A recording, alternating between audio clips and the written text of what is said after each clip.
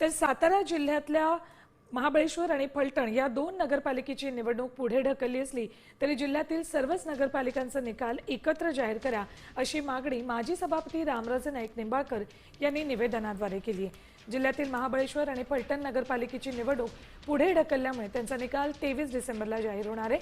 उर्वरित 7 नगरपालिकांचा निकाल 3 डिसेंबरला लागणार आहे।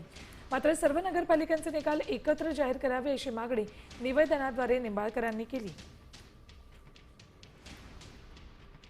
परंतु या इलेक्शन कमिशनला, स्टेट इलेक्शन कमिशनला आपण कळवलेलं आहे की आज या जिल्ह्यात महाबळेश्वर आणि फलटण सोडले तर बाकीचे ह्या इलेक्शन्स होऊन जाणार आहेत।